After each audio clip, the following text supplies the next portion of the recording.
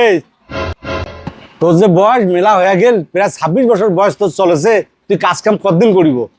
না আব্বা, আমি কাজ কাম করি আর পারি না। আমি লেখাপড়া শেষ করি, একবার সরকারি চাকরি করি।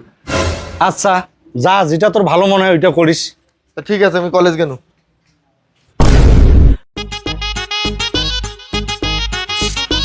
এই কোথায় যাস? আব্বা তুই কোচিং কর যাও। তুই লেখাপড়া করে চুল দাড়ি পাকে ফেলালো, জীবনটাও শেষ করে দিয়েছিস। তা তুই আর কাজ কাম করবো কোন দিন? আর মুখে বেলা আরাম আইস দিব কোন দিন? ওই সারা জীবন কি তো করি খোয়াই? চিন্তা করেন না আব্বা, ও সরকারি চাকরির প্রস্তুতি নিয়ে আসো। একদিন গেলে সরকারি চাকরি ঠিকই পান, তোমাকে বসে বসে খোয়ান।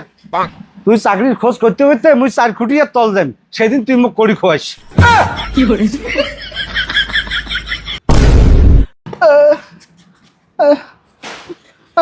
ধরিস বাবা রে, ধরিস বাবা। তোর চাকরিটার খবর কি বাবা?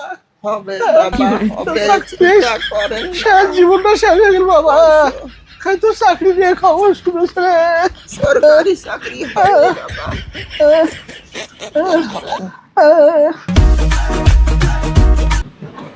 বাড়িতে কেউ আছেন? দেখা আছে না ভেতর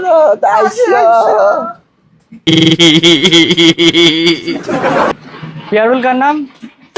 মোরের নাম বাস্তা, মোরের নাম পেয়ারুল। অভিনন্দন, আপনার তো সরকারি চাকরি, চাই নেন কাগজ। বাবা মতো সরকারি চাকরি হয়েছে। যাক বাবা, তোর কষ্টটা সফল হয়েছে। এখানে পিয়ারুল কার নাম? মোর নাম স্যার, মোর নাম। কেন বাবা, তোর কি আরো চাকরি হল নাকি?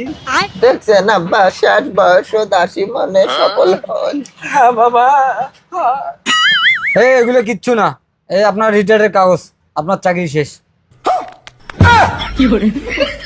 বাবা কি হল বাবা? ও বাবা কি হল?